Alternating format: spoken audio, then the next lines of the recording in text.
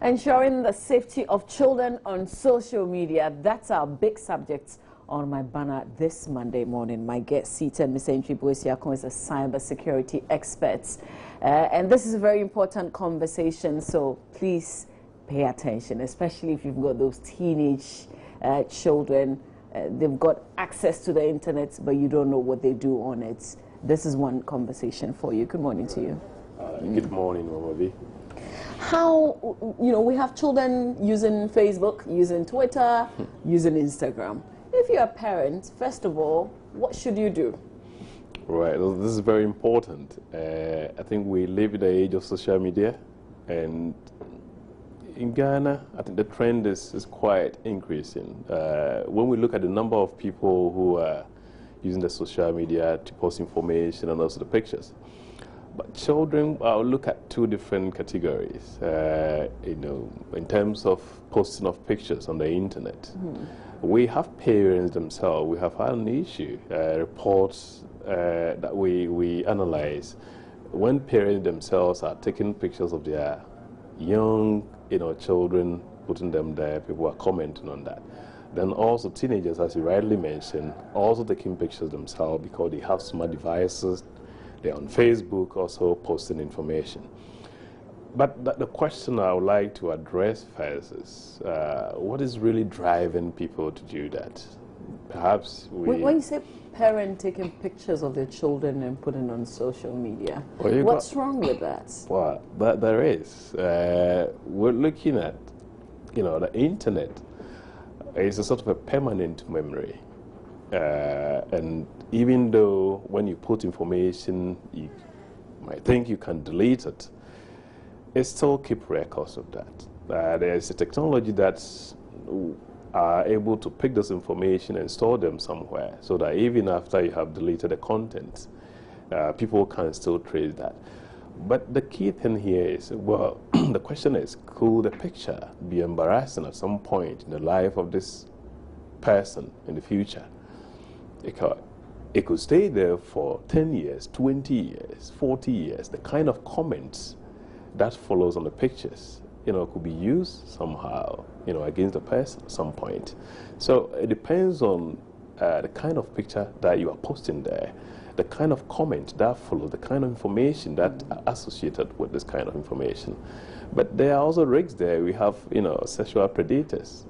Some of them are also targeting children. So, yes, itself is a worrying development. We can't, in this age, advise parents to avoid putting information on the internet. However, we need to be measured as the kind of information, before you post a picture, you need to really think about it. Is that the right picture that I have to post? In other words, we need not to expose our young children in such a way that they could be exposed to danger. Let's address the question that you asked. What is attracting these children? Well, I think primarily looking more of recognition. If we look at people going on the internet, the social media, we have children creating their own social identity on the internet. They use the social media to express themselves and their desire. Recognition is a primary driver of a human being. I've made a travel, I've gone to the beach, I've gone to a party, and you try to share some of this moment, within the people within your social circles. But the danger is sometimes you just post thinking that you have a real target in mind. You have about 4, 5, 10 friends that you like them to see. However, the danger is, depending on where you are posting the information, you might be giving information to people who are not even supposed to see those information. That is a risk here. Okay. But back to, if you're a parent, what should you do? At what age, if I may ask, can you allow your child to have access to social media? Wow. Look, I don't think I'll be able to categorically give an age. That's unless, of course, we have a legal backing that it's not going to work in our democratic dispensation. I must say these are values, okay, and decisions which sometimes the family is part of it. But I also want to stress that the fact that we depend on which home. Sometimes the parents themselves encourage that, right? So you need to know your child. Parents would encourage their children to go Well, on it depends on social media? how they're behaving. And certainly one advice is we need to set good examples. If we are just posting everything on the social media, we are spending so much time on social media, inevitably, That's what the child is learning. Absolutely. So once again, I mentioned the values. You know, we got to use social media. It has become part of our life, but we have to be measured, and this should also come from home. With respect to your question as to which age, I think, well, children, some of them could be matured. As I'm saying, depending on also the home, how close, you know, children are to their families. And I've seen certain families who are really closer to their children. They are able to manage the children, you know, share with them as to what they are posting. They even have access to their children's what? Pages on Facebook. Here, closely you can monitor what your children are putting there, the kind of comment which are coming, and you can advise. But we also have children as little as 14 years, 13, they have smart devices, they are roaming, they go on their own ways without any parental guidance. Here there is a danger. So even though still the same age, on one hand, the person is being supervised, the child is being monitored. There's a closer relationship between the parents and the child.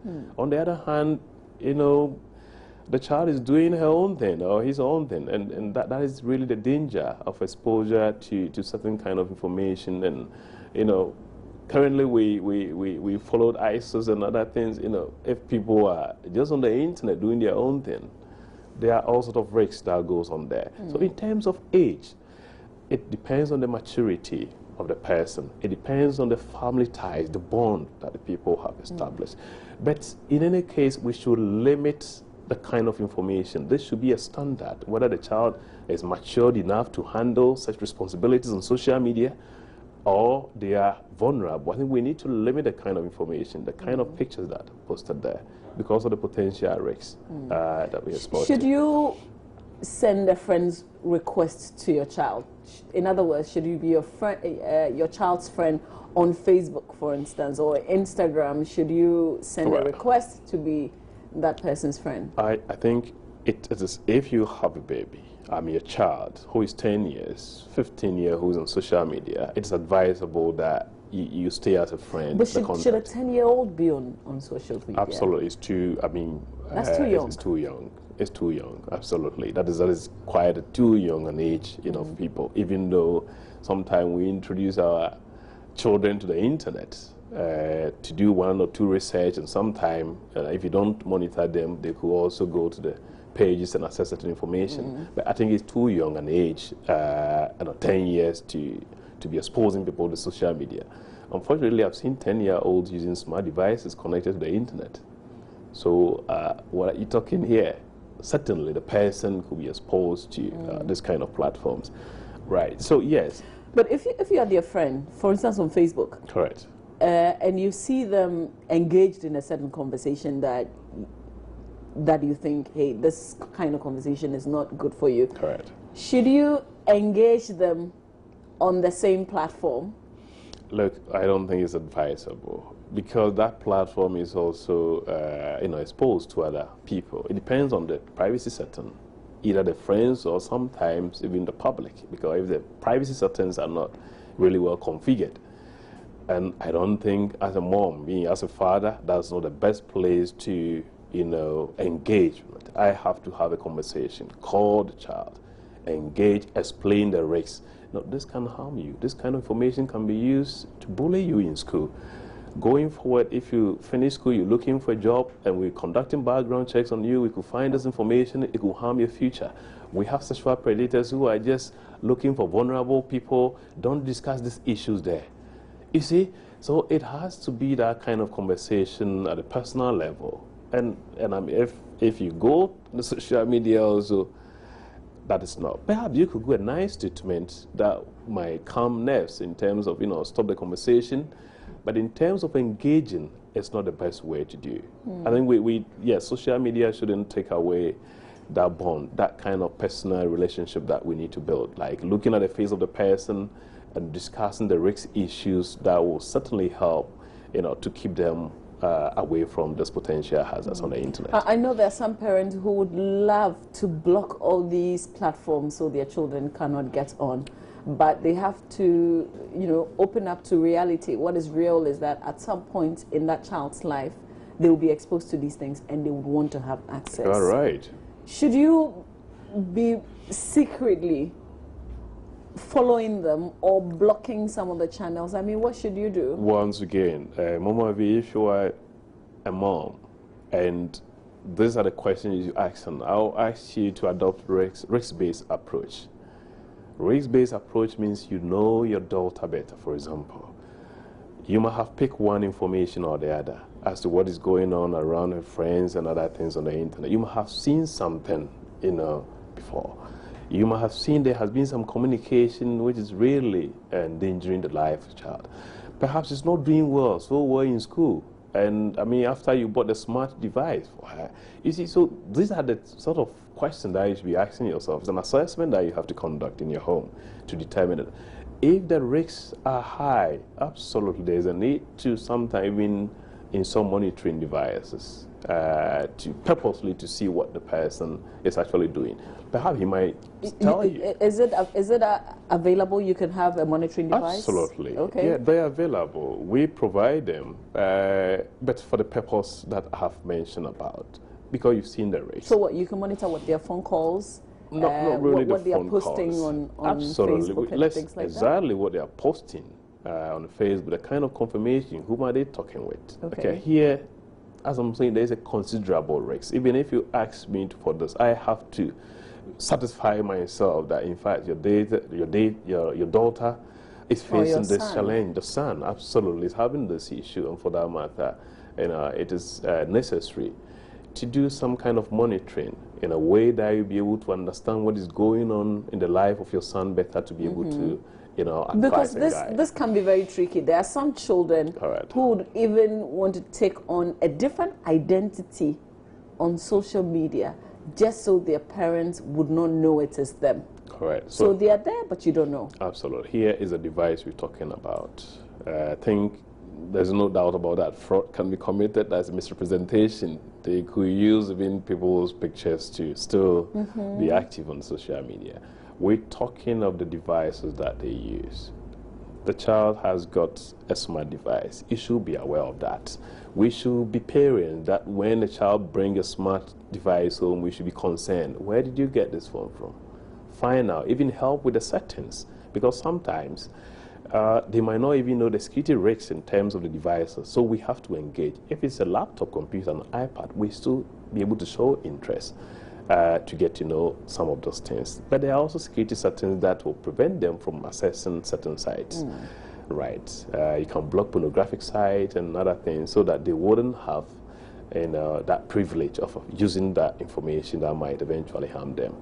So yes, there is a way to go about it to ensure that at that level of risk we can monitor the children. I think it's legal, it's perfectly in order as a way to ensure that our children use the internet, but then in a positive manner. The other issue is that you may be properly monitoring your child. Correct. But that child is also exposed to other children who may not be properly monitored or controlled. So you've blocked a particular device that the child has access to all the time. Great. But when that child crosses over, he or she can use another gadget that's not controlled. Absolutely. Well, okay. I think this is an interesting thing. We have to be very realistic here. That is why, as parents, it's not this control, this supervision shouldn't be just restricted to the devices. It's a social reality, if I should put it that way. The idea of children being exposed to harm on the internet is not just a technology problem, it's also a social problem. I think if we understand the issues from these two dimensions, then our response won't just be restricted to the use of technology to address the problem, but rather also the social element.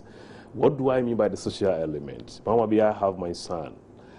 I think as a responsible parent, I need to know the kind of friends that my son is going out with, whether in school or outside the school system.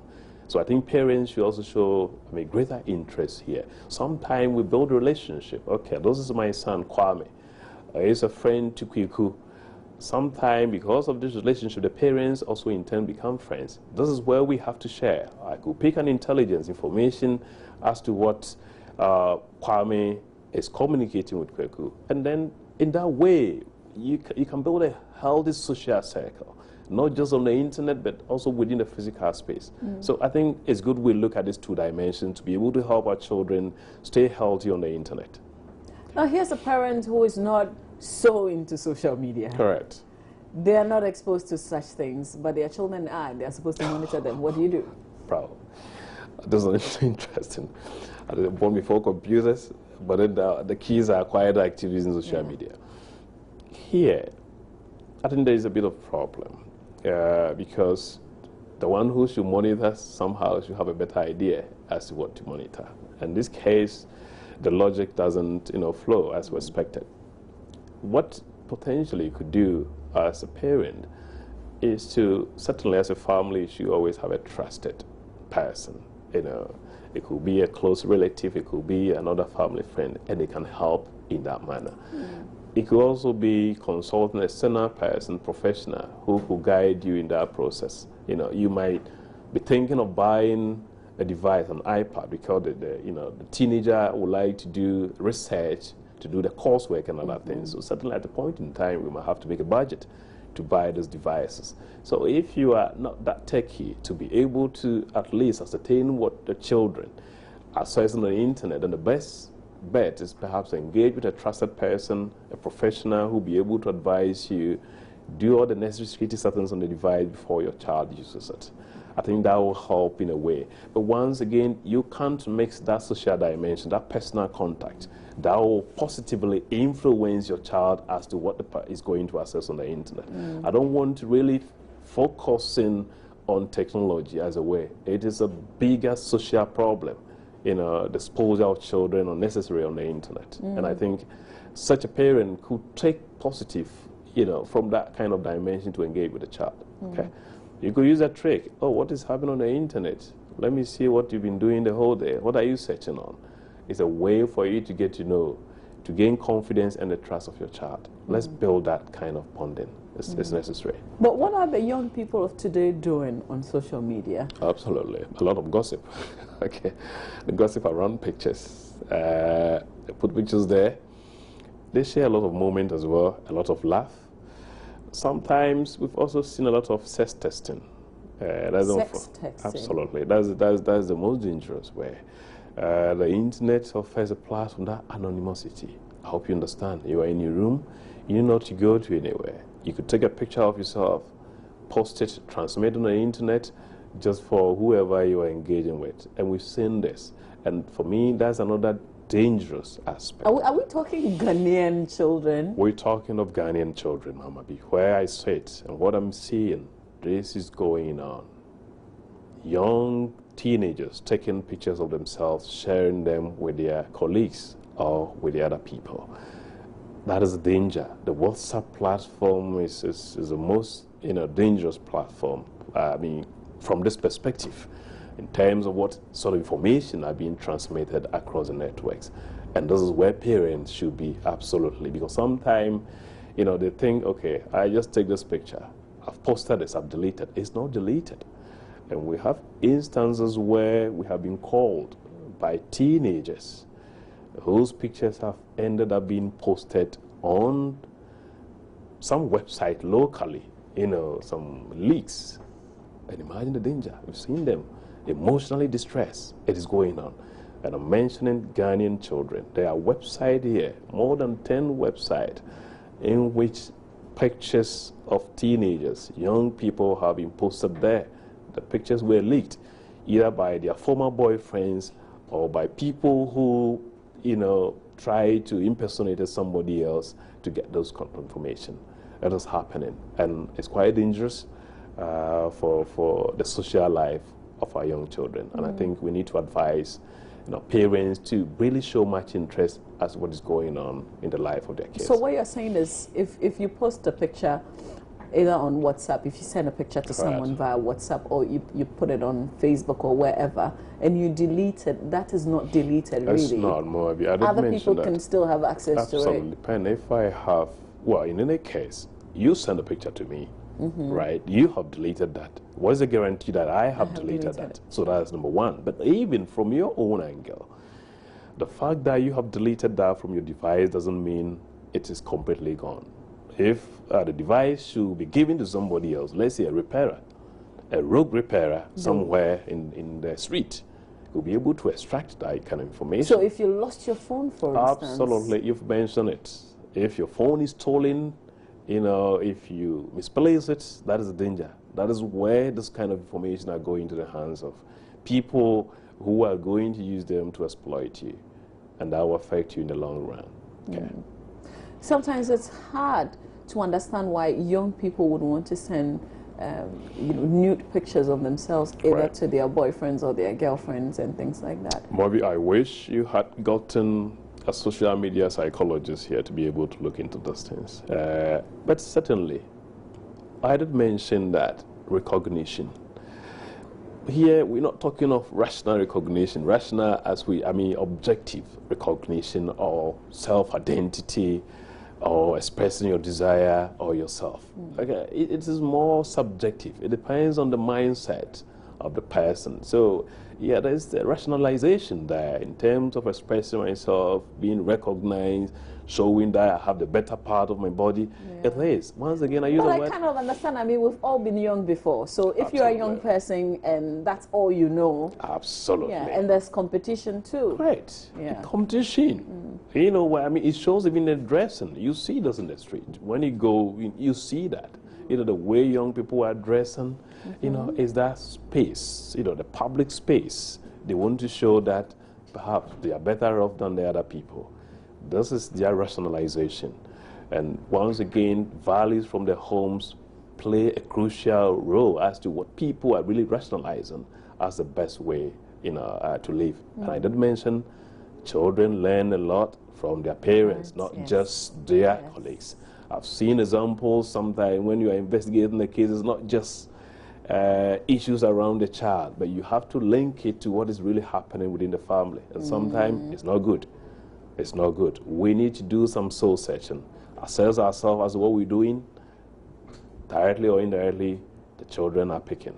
That is the most important. At least we have control. Okay, when it goes out the school system, the kind of control is a lot more within the school establishment.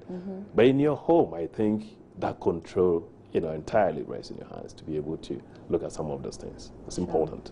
I feel like opening the phone lines to allow people to also join in the conversation, especially if they have a certain challenge. We'll see how best, you know, the advice that you can get. So you can give me a quick call. We don't have a lot of time, but we can do it briefly. 03022 1169 102 You can give us a quick call and let's see how we can resolve that. My guest is Mr. Antwi Boisiako. He's a cyber security expert. We're talking about ensuring the safety of children on social media. It's kind of scary when you say children are involved in sex texting. Right. I mean, because what is that? a lot of adults would not know what sex texting is. Well, okay. But, I mean, I sending messages, not just texts, but also, you know, pictures and accompanying information across the networks. However, the content that is more of a sexual in nature. That's what we refer by sex texting. We exchange, we communicate normally, but then if the content becomes more of, you know, sexual matters in terms of, okay, show me this, oh, I like this part of you, oh, this is good, you look cute, you know, all those things. Yeah. That is what is referred as texting. How often do we, because we hear, correct, you know, that in Europe and in America, correct, a lot of other children also get bullied. Do we have the same issue We here? do. We've had an issue before. We've handled an issue of bullying before. We do have them, even though, you know, awareness of bullying, sometimes a child's being bullied, but, you know, it's taken normal, even within the school system. So that level of awareness, appreciation that bullying is going on is a bit limited. That's why we are not able to bring them much into the public perspective for them to understand. Now, this is how it happened. A picture was put there, a gentleman, and apparently Photoshop was used to modify, you know, to enhance certain features, especially the ear. They enlarged, you know, the ear and posted it on another platform. And come and see how people were commenting. Oh, no. No. That wasn't the original picture. Yeah. Original picture was posted there. I mean, Photoshop was used to manipulate the image, enlarge the ear, and people were just commenting and say, hey, I mean, all sort of. This is an enemy of progress. Somebody who doesn't like you, who do this to you. More on that. Let's speak to Lucky, who also happens to be a police officer who's joined us on the phone. Hello, good morning. Thanks for calling. Hello? Thank you very much. Yes, sir. Hello. Hi, I can hear you. Please go ahead. Yes, in fact, my boss has made my day this morning. I really appreciate the education that he has given us. And I will urge that this very program is giving some number of hours, at least 1 hour or 2 hours, for us to enjoy it the more. And I will urge him to inform our big men so that they bring it to the doorstep of every investigator, especially with those in the village, so that we'll be able to track down criminals. Okay. All right. Thank you so much for that call. You can also give us a quick call now on 0302-211-69102. One cannot imagine, you know, that somebody, I post my own picture, and then you try and put other things and repost it for people to make fun of me, knowing that we have maybe the same circle of friends because we're in school together or something of the sort. This is how it can happen easily. We are teenagers. I propose to you, you seem not to be interested in me. I get hold of your picture on the internet. I decide to put whichever aspect I want just to demonize you. Isn't that criminal? Absolutely. It's a criminality, cyber crime. That is. Okay, so with a case like that, if that child is courageous enough and tells the parents, they can report to the police? It should be. Okay. That should be the procedure, because if we don't pursue that angle, then there's danger. All these things are happening, but because we don't take an action, certainly the police has to receive a report first before they can act. So it is good that as parents, we take much interest in that. This is common, it's very common. It's just by the mere jealousy, the mere fact that I've been rejected. I could start doing, it is happening among, you know, second cycle students. Very normal. Bullying. Our time it was perhaps more physical, you know. Are parents interested in things like that, do you think? Well, Ghanaian parents, not all of them. I think the focus hasn't been so much in this area of lives. The parents haven't, my own experience, given much attention to the life of their children on social media, including some of those things. And I think we need to increase the effort to bring this to their attention to be able to take much interest. Let me speak to Al-Hassan. Al-Hassan is calling from Dunkwa. Good morning to you, sir. Thanks for calling. Yeah, good morning. Good morning. Yes, good morning. Let's hear you, please. Yeah, it's a nice program, and I like the topic, cybersecurity. And the guest has dealt with the issue. What we need to do is to, first of all, the parents is the most important thing in our family setting. The parents need to behave well, especially most of the parents, you can see them once the children are around. And sometimes they also chat with them on the social networks. The parent is the first role model. So the parents need to behave very well. If the parents are able to behave very well and control themselves, the children will copy those characters from them. If they also behave other way, that's what they are going to copy. As the guest rightly said, the parents, they learn more from the parents. So they start from the house. Sure. And I thank the guest for hitting the nail on the head. We appreciate his whatever he's doing. Sure. Thank you very much. We appreciate your contribution as well. Thank you so much for watching. Thank you, Al Hassan. Yeah. So, in wrapping up, are there tips that you can give parents out there, parents and guardians? Sure, absolutely. First of all, I think we've established that let's build a closer relationship. Before you introduce the child to the social media, have a discussion. You know, that, hey, this is the world. It contains both negative. Should you introduce them? Before so you introduce them. So this must be planned. Absolutely. You know, like you're given a sex education. iPad. This one too must be planned. Absolutely. Okay. You've bought an iPad for a teenager, let's say 14, 15 years. He needs that to do research for the coursework. But don't just limit it as if the device is only going to be used for research. So you need to really open up. You know, that kind of secrecy, it doesn't work anymore in the age of technology and democracy. So you have to open. Hey, Amma, be very careful. These are the dangers that are associated with the internet. For example, there was an issue of kidnapping where a picture that was posted by the student, I mean, the teenager indicating the school, the date of birth, all the information there. You're giving your location to what? Easily target. Of course, you might be a rich person here. People want money, criminals want money from you. The best way they could use is to kidnap your daughter or your son. So these are some of the things. And you know, there are times that when you're posting, there's location. So at every point, wherever you are, once you post something, it also indicates. You're smart. At home, at Kokomlemle. Great. At home at Islegon, and it's right there. It is. And even the smartphone that you use to take the picture, all the indications are there. The metadata information are captured. And whoever gets the picture will be able to analyze and get all this information. So yes, we need to be aware of the risks on social media. That's number one. Don't keep it secret.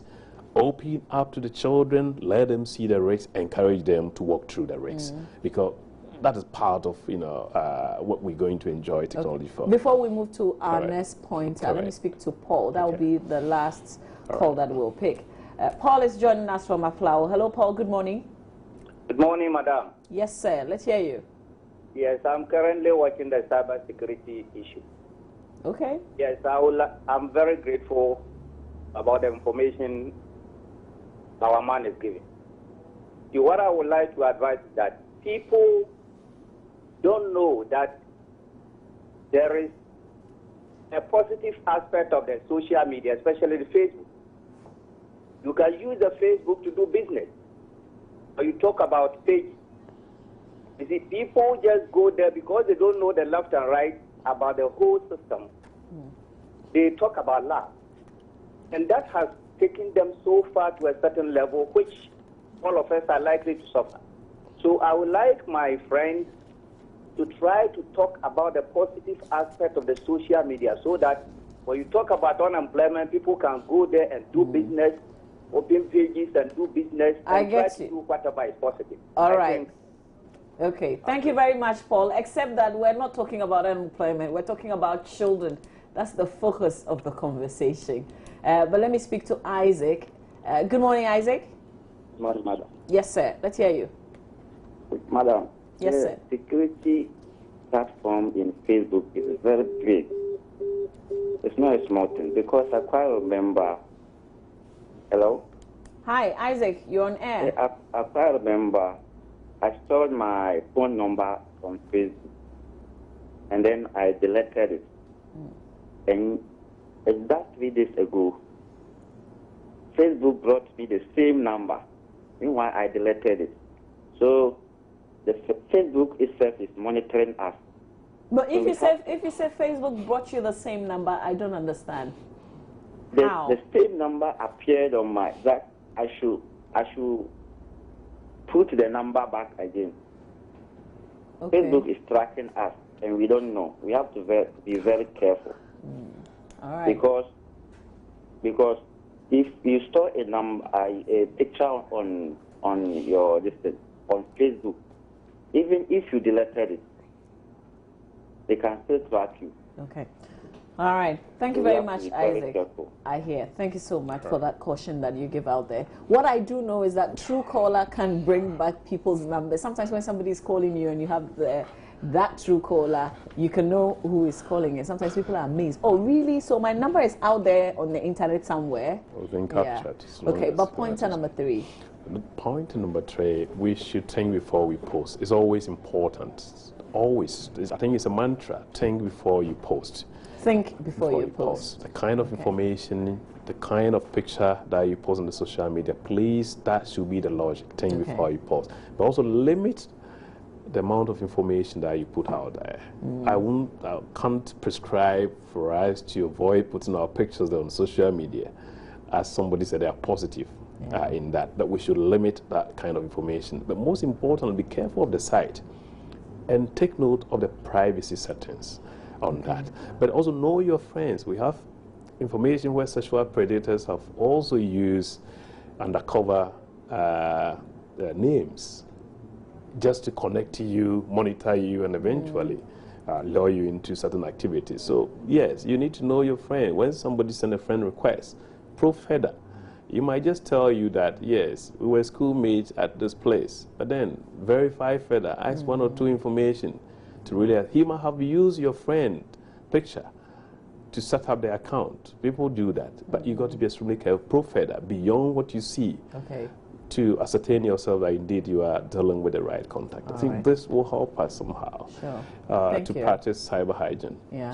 You've been so helpful as always. Thank you. I appreciate your time this morning. But are you into real estate development? Do you sell housing products? Looking for an opportunity to meet your potential customers? Well, sign on to the Kumasi edition of the Multi-TV HFC Habitat Fair, which comes up at the Round Pavilion of the Golden Tulip on the 27th to the 29th of November 2015. To exhibit your housing products and services, you can call 0540-106-344 or 0540-111-945 and 0242-737-631. Remember, 2015 Habitat Fair Kumasi is under the theme Affordable Housing and Renewable Energy. Habitat Fair 2015 is brought to you by HFC Bank. Possible together. Sethi Realty, fair and affordable housing is the basic right for all. Noble Realty, own a noble property today. And of course, Multi-TV, just thrills. That's it for my banner. Stay on. It's Roland Walker and his guests on AM Talk.